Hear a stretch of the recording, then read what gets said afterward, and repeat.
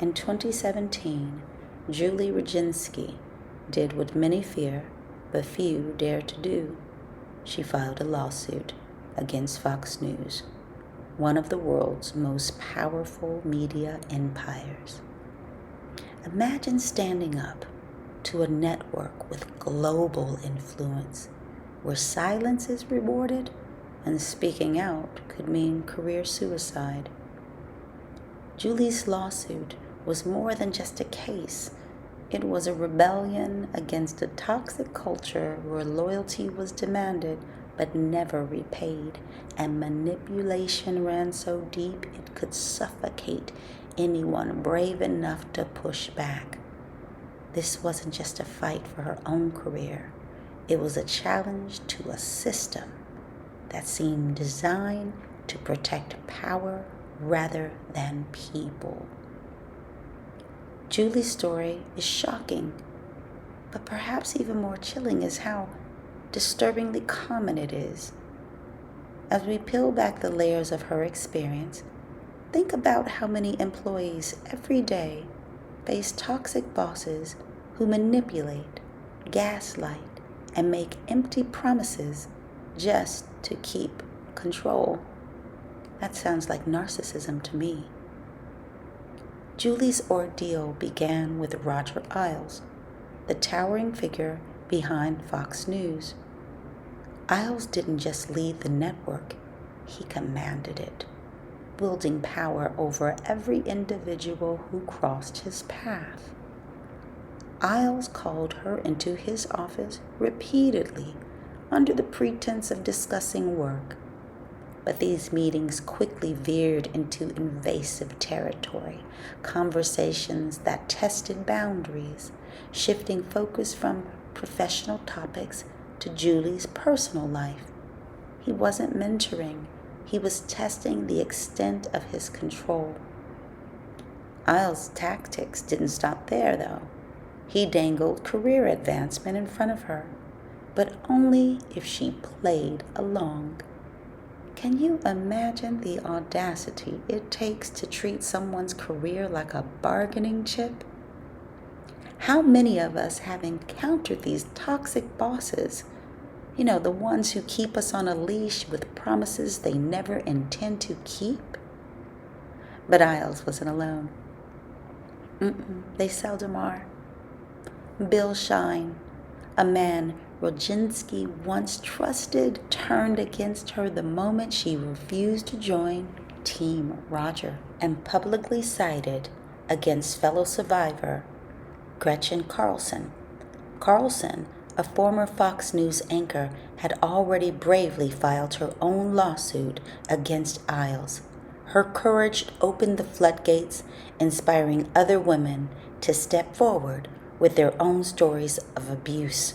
Carlson's case became a rallying point, yet shockingly, the network leaders still demanded that Julie defend Ailes. I want to clarify something that's central to Julie's story. If you're not familiar with an NDA, let me quickly explain. NDA stands for Non-Disclosure Agreement, and basically it's a legal contract. On paper, is meant to protect confidential company details like trade secrets or proprietary processes.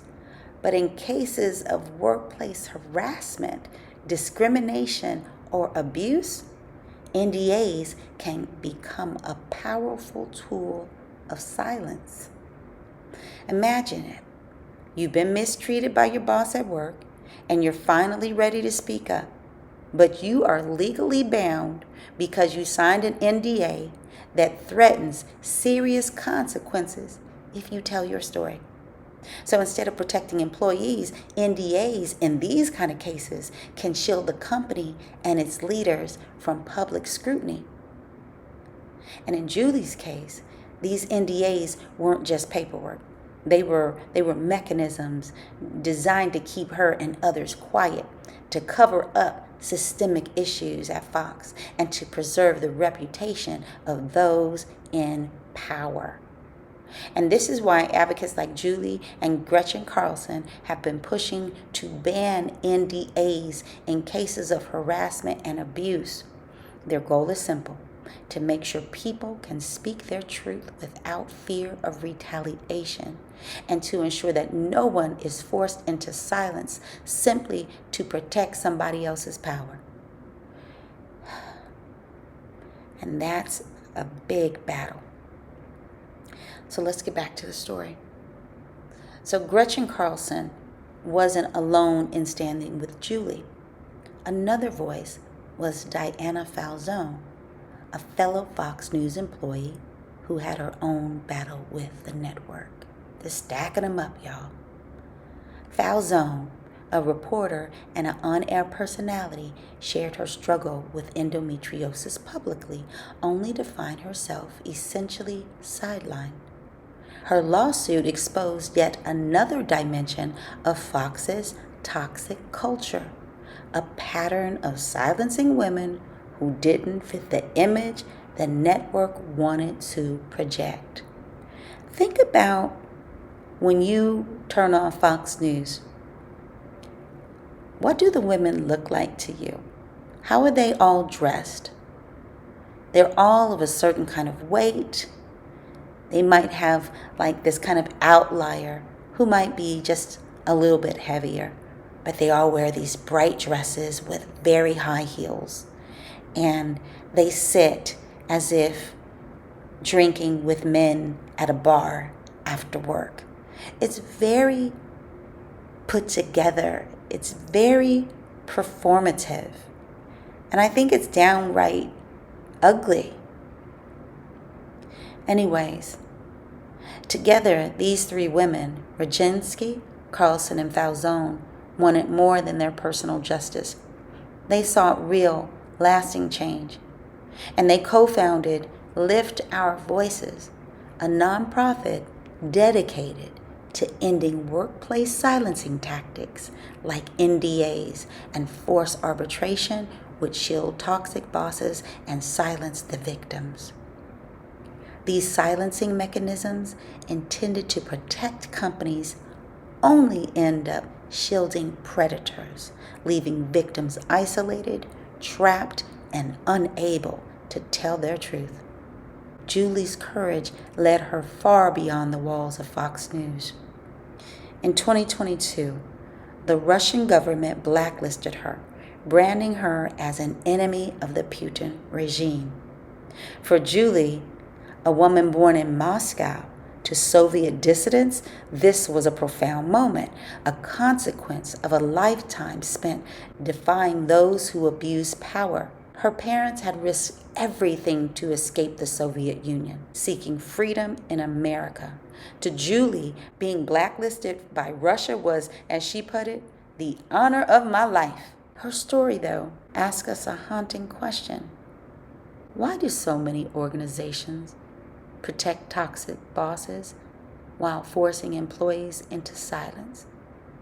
And why are so many talented people pushed to endure abusive treatment just to stay in good standing with those in power? Today, Julie Roginsky continues to fight. In December 2023, she and Gretchen Carlson were in Connecticut advocating for a ban on NDAs related to workplace harassment. They passionately argued for an end to the culture of silence that protects abusers and shields harm. Julie's voice is louder than ever, reaching out to those who need courage to demand change. Julie's impact is powerful. She's a reminder that true leadership doesn't come from silencing others. It comes from creating spaces where everyone can speak freely, where respect isn't conditional, and where workplaces become environments of dignity and not manipulation. Her journey is a call to action. It's a reminder that each of us has a voice powerful enough to make a difference. For anyone trapped in a toxic work environment, anyone afraid to speak out, Julie's journey proves that change is possible, that integrity can prevail, and that none of us are alone in this fight. Please watch the next video and subscribe for more stories on workplace freedom and justice.